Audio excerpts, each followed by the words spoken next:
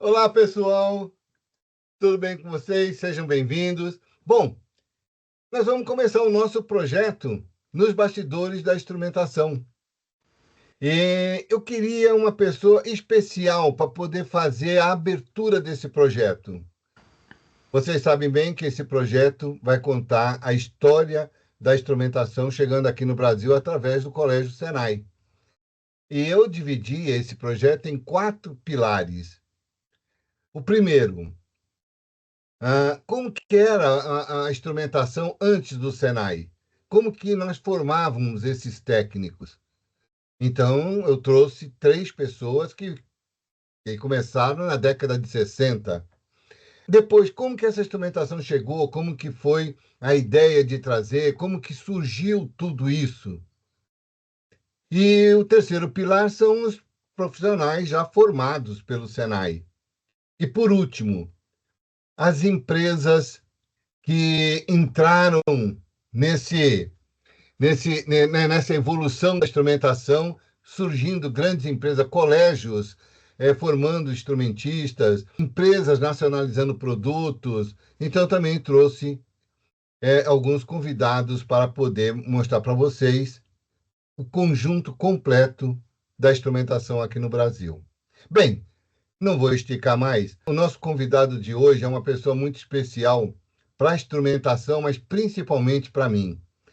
Ele praticamente participou da minha vida profissional. Quantas coisas eu evoluí acompanhando esse profissional.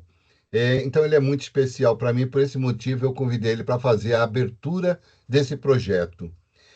E eu não vou mais esticar, não, eu já vou apresentar. Seja bem-vindo, meu amigo engenheiro Augusto Pereira.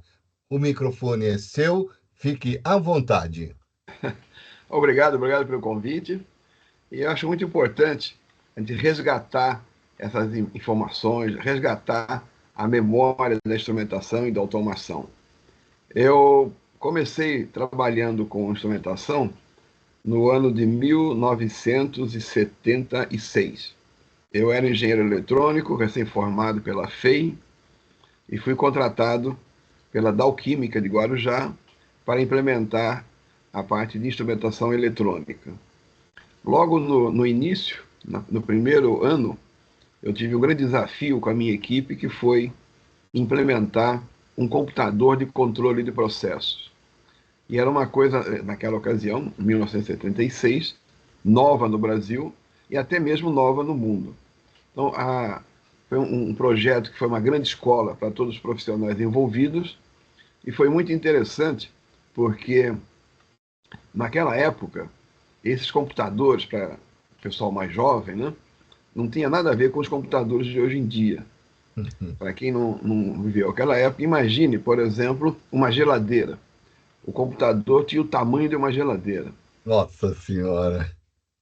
Para você poder iniciar o computador, era uma coisa, hoje em dia, da época dos dinossauros. Você tinha que, antes de qualquer coisa, ligar o computador, colocar uma fita de papel numa leitora de fita de papel, fazer um programinha no teclado. Esse programinha permitia ler a fita de papel. A fita de papel liberava uma impressora com teclado. Nossa Coisa Senhora! doida, uma impressora com teclado. A impressora com teclado liberava um disco. E quando se fala em disco, naquela época, era um disco tipo de um long play, que muitas pessoas garotada não conhecem. Esse long play tinha 3 MB de capacidade. E é a partir daí que você conseguia trabalhar com o computador. Então, foi muito interessante, porque eu acompanhei desde a evolução na parte anterior, porque as fábricas ali no Guarujá da Dow ainda tinham instrumentação pneumática. Então, é uma coisa que eu sempre comento nos meus cursos, para os meus alunos, a instrumentação pneumática, movida a ar, né? Então, eu dou sempre o mesmo exemplo. Imagina um equipamento todo cheio de engrenagens, de fólios, movido a ar, que vai extrair a raiz quadrada, por exemplo, de um transmissor de pressão diferencial também movido a ar, e essa extração da raiz quadrada totalmente mecânica. Então, foi muito interessante esse meu início de carreira, porque eu peguei praticamente o fim de uma era, que era a era pneumática, e o início da era da parte dos computadores de controle de processo. Outro detalhe também muito interessante, e aí eu entendo, né, que é uma mensagem para todos os jovens, principalmente que estão iniciando suas carreiras, é que eu sempre procurei estar em dia com o desenvolvimento da tecnologia.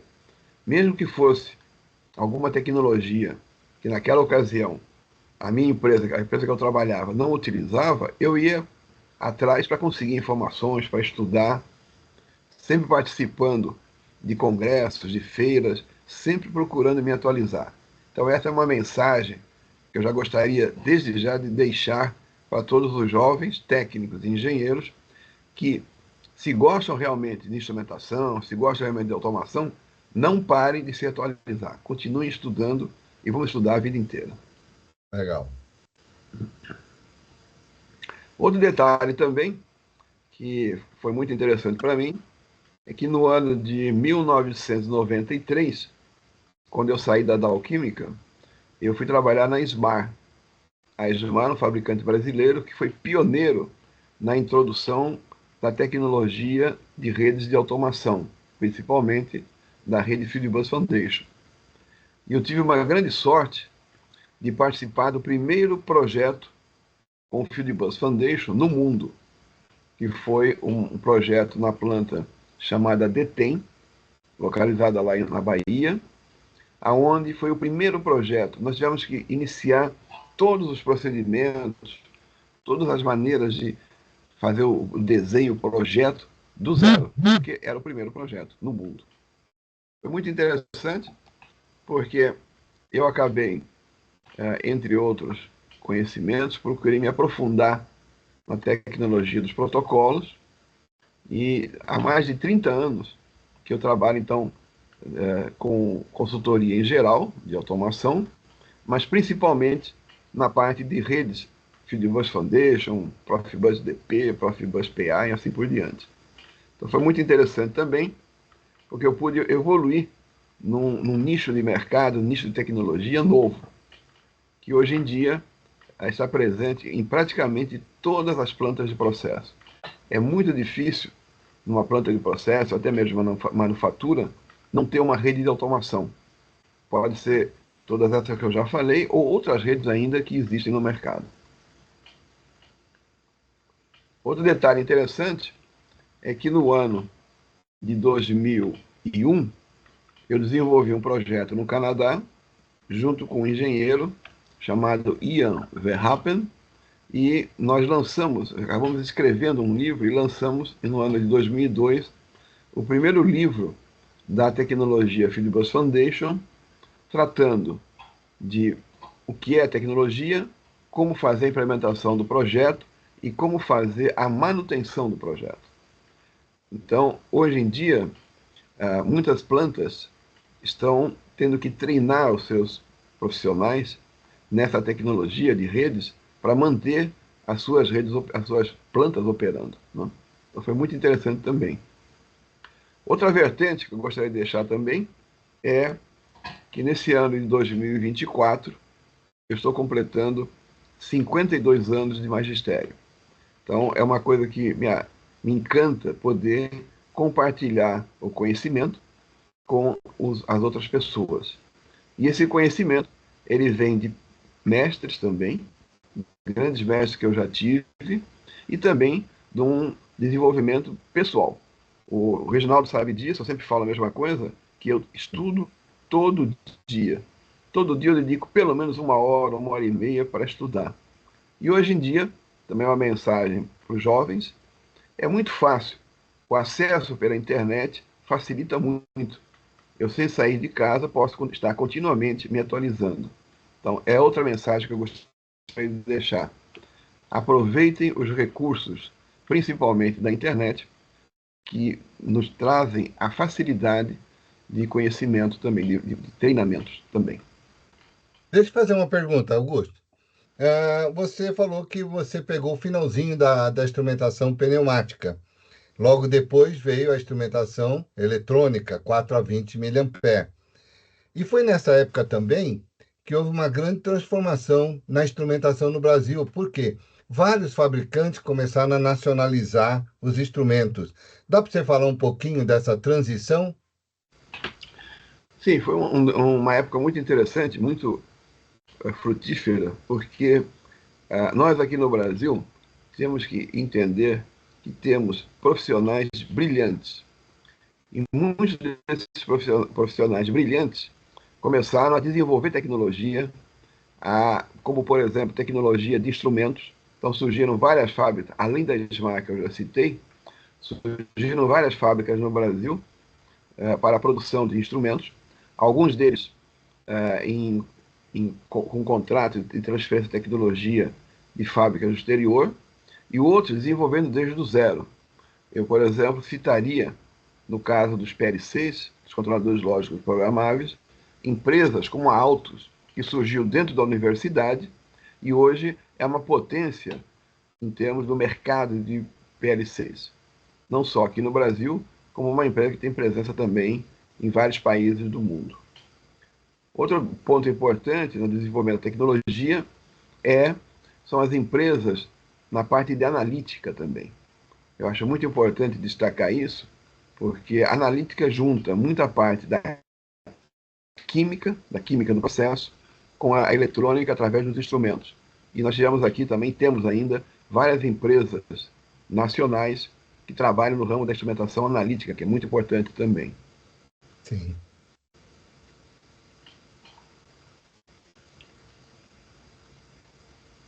E sobre a instrumentação 4 a 20 mA, você acha que ela chegou a ser assim confiável na sua época, óbvio, né? Bem, a instrumentação 4A20, na realidade, ela tem uma grande confiabilidade, porque como é um sinal de corrente, ele tem potência, ele tem uma boa imunidade a ruídos. Lógico, no início, ainda com a instrumentação 4A20, com a parte eletrônica analógica, nós tínhamos alguns problemas, como, por exemplo, a importância da alimentação da energia de 24 volts e a carga que esses instrumentos poderiam suportar. Com a evolução da eletrônica, passando para os microprocessadores, microcontroladores, essa carga ficou mais estável. Então, você podia ter no loop mais instrumentos, mais registradores, assim por diante. E eu vivenciei coisas interessantíssimas, como, por exemplo, ainda na época da eletrônica 4A20, com os circuitos analógicos, as pessoas com pouco conhecimento começavam a ligar no loop do transmissor até o sistema de controle registradores, indicadores locais, assim por diante. E eu me lembro que uma vez eu fui chamado, eu já trabalhava na SMAR, fui chamado porque a informação não chegava até os 20 miliamperes. E por que não chegava? Porque a carga estava muito alta. Então, veja como é importante o conhecimento, como é importante a pessoa dominar a tecnologia. As pessoas daquela planta não tinham essa informação, que a carga não podia passar de um determinado valor, passaram e, logicamente, a lei de Ohm ela é cruel. Você não consegue revogar a lei de Ohm. Eu me lembro bem que uma certa época você me deu uma aula a respeito do 4 a 20, mas com a introdução do Hart no sistema 4 a 20. Foi uma grande evolução ali, foi uma evolução do 4 a 20. Sim, ali foi, eu diria que um divisor de águas. Com o surgimento da eletrônica digital nos instrumentos, foram lançados vários protocolos. E principalmente, no caso, o protocolo HART, que foi um primeiro protocolo aberto que permitia ter um sinal de frequência superposto ao 4A20. Então, a tecnologia HART com o 4A20 evoluiu muito, não somente na parte de configuração de instrumentos, que o HART foi criado para que você pudesse, através de um programador de mão, por exemplo, de um computador, configurar os instrumentos. Mas o HART também permitiu desenvolver a ideia da manutenção através desse protocolo. Então, através de um sistema de controle, de um programador de mão, é possível, já era possível, é possível ainda hoje, trabalhar na parte de diagnóstico, não somente configuração e diagnósticos. E aproveitando esse seu comentário, muitas pessoas me perguntam ainda hoje, né, no ano de 2024, veja, tem o 420 Hart, tem o Profibus DP, tem o Fieldbus Foundation, e o 420 Hart vai morrer? Então eu tenho uma frase muito interessante que eu considero uma boa explicação. O Hart é igual ao Elvis Presley. Não morreu e não vai morrer. Legal. Uma coisa que eu gostaria também de falar, eu sempre falo para as pessoas com quem eu converso, a sua inclinação para o treinamento. Nossa, foi uma coisa que você investiu muito em mim, e eu não foi só em mim, eu conheço outras pessoas que você também incentivou, investiu. É, o treinamento hoje, como que você poderia compará-lo com antigamente? Está mais eficiente, não está? Como que você vê isso, já que você ainda continua nativa? Bem, hoje em dia, eu além de cursos específicos para empresas, eu ainda mantenho meus cursos de pós-graduação. Eu sou professor de duas universidades, em cursos de pós-graduação de automação, de instrumentação, de redes. O que eu noto é que se a pessoa, se o profissional que é o professor souber usar a tecnologia dentro da sala de aula, você tem um ganho muito grande. Então, existe uma grande controvérsia, eu acompanho isso nos meios de comunicação, que é o uso do celular, o uso do computador dentro da sala de aula. Então, eu sou totalmente favorável, desde que bem usado. Então, eu sempre incentivo os meus alunos ao tema que nós estamos desenvolvendo, que além do que eu estou explicando, que eles pesquisem naquele momento e cheguem a algumas conclusões. Porque esse também é um ponto importante. Nós temos muita informação na internet, por exemplo, mas nós temos que saber filtrar a informação. Nós temos Exato. que, inclusive, entender aquilo que é verdadeiro ou que é um termo que é muito usado hoje, que é algum fake news. Então, os estudantes, numa sala de aula, podem ter um rendimento muito melhor usando adequadamente os recursos de computador, de celular, assim por diante. Então, hoje em dia, se torna muito mais fácil, na minha opinião, transmitir conhecimento. Então, eu posso mostrar não só um PowerPoint com texto, mas eu posso mostrar filmes, eu posso mostrar fotos. Então, particularmente, nesse curso que eu acabei de ministrar agora na universidade, de pós-graduação, eu estava falando sobre a importância de você ter a correta especificação de um prensa-cabo para o cabo entrar dentro de um transmissor, por exemplo. E aí eu comecei a comentar que o prensa-cabo mal dimensionado, o cabo não coerente com o diâmetro do prensa-cabo, deixaria uma folga. Nesse mesmo instante, o que eu fiz? Eu coloquei um vídeo real, onde eu mostro eu puxando o cabo, entrando e saindo do transmissor. Então, essa imagem fica na mente da pessoa. O aluno nunca mais vai esquecer a importância de uma especificação correta de um prensa-cabo, porque ele viu o problema. Então, isso é muito interessante, saber usar o recurso. Perfeito. Eu continuo dando treinamento, né? Agora a escola Liceu Santista me contratou para dar um treinamento de instrumentação e automação para os formandos em técnico de química, porque hoje as empresas estão exigindo essa especialidade desses alunos. Então, eu estou com esse projeto com o Colégio Liceu Santista.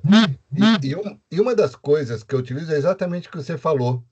Eu procuro agregar uma imagem de um filme com uma fala e com um exercício. Isso aí realmente fixa mais a informação no cérebro da pessoa. Bem, meu amigo, deixa eu falar uma coisa para você. Eu gostaria de saber o seguinte: você é uma pessoa que viaja muito aí pelo mundo. Eu gostaria de saber, nós tínhamos uma instrumentação antes hidráulica, que passou para pneumática, que evoluiu para eletrônica, que passou para digital. Eu, quando me aposentei, eu já estava instalando algumas plantas, projetos com o wireless, usando antena, mas não em projetos que tivessem muita segurança. É mais assim, indicação, um alarme, etc. Qual que é a sua visão com o futuro da nossa instrumentação? Bem, você tocou num ponto muito interessante. Uma coisa é a tecnologia, é a disponibilidade da tecnologia, e outra coisa é a análise da correta aplicação. No assunto wireless, tanto o wireless hard quanto o ISA-SIM são sistemas de comunicação que funcionam, são provados, mas a aplicação tem que ser muito bem estudada.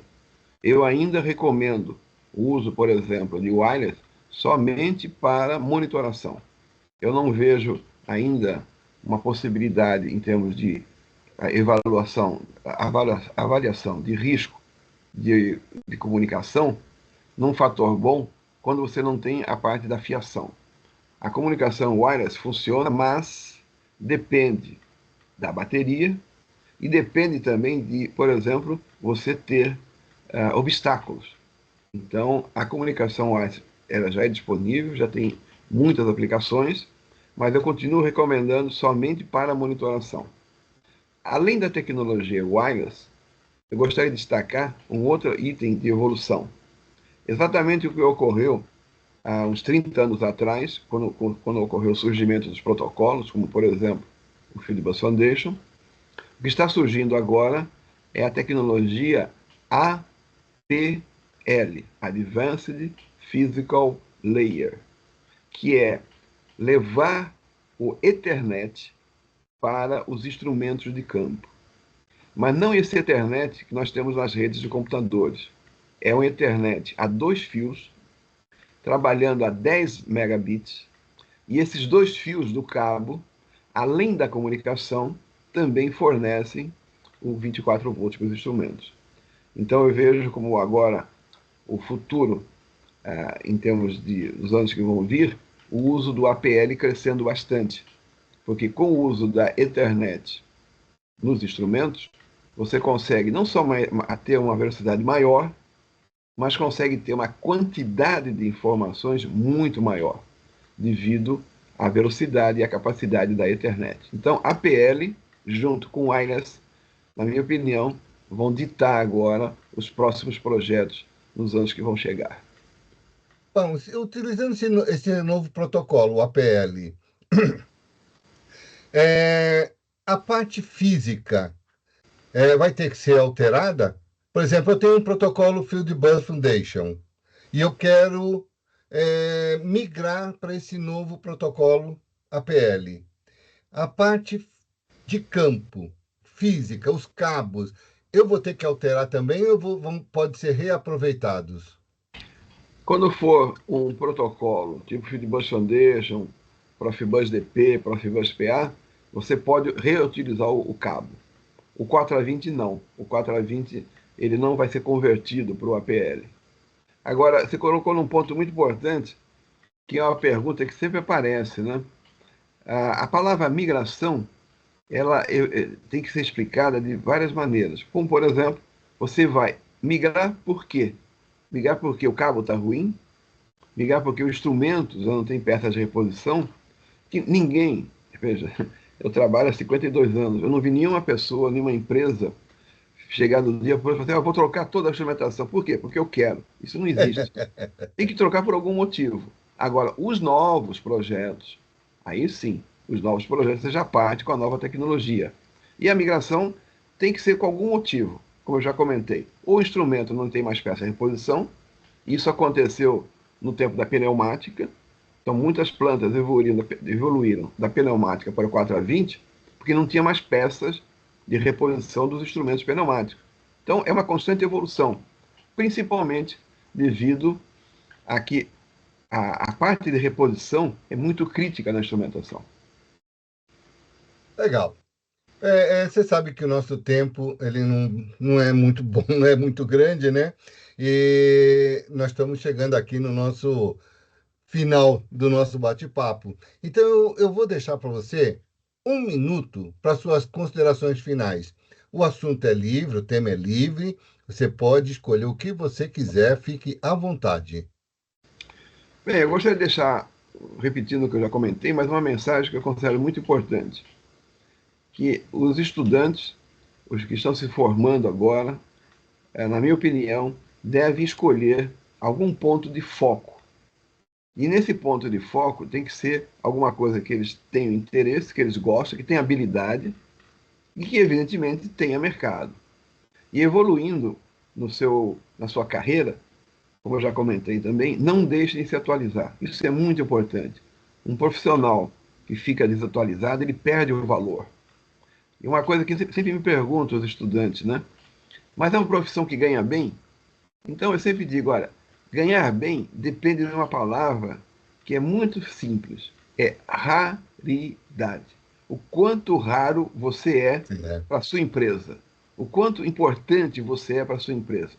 Todos nós somos substituíveis, mas aqueles que são mais raros no mercado têm maior valor.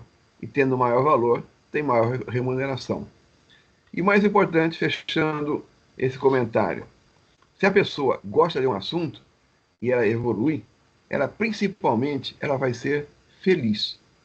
E esse deve ser o nosso grande objetivo, ser feliz na vida pessoal e na vida profissional. perfeito. Obrigado. Valeu. Bom, pessoal, essa foi a nossa introdução do nosso projeto e com certeza, eu tinha certeza que ia ser mágico, eu tinha certeza que o engenheiro Augusto ia brilhantar o início desse projeto e assim aconteceu. Isso só mostra para vocês o que temos pela frente, vocês não têm ideia. Então, eu convido vocês a acompanharem o nosso projeto nos bastidores da instrumentação.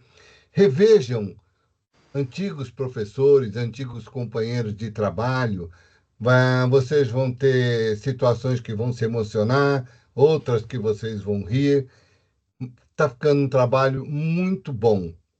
Bom, é só vocês verem aqui pela a entrada do nosso trabalho aqui, né? Eu fico muito feliz, agradeço a presença de todos, principalmente agradeço aí a presença do engenheiro Augusto Pereira, que me atendeu ao meu pedido. Te agradeço de coração. Mais uma vez eu digo, deixo assim bem concreto mesmo que a minha evolução profissional, você tem uma participação especial. E é óbvio, é inesquecível para mim o quão importante foi você nessa minha passagem. Te agradeço de coração. E a Obrigado. todos, fica aí o convite para acompanhar o nosso projeto. Um beijão a todos aí, até o próximo bate-papo. Valeu!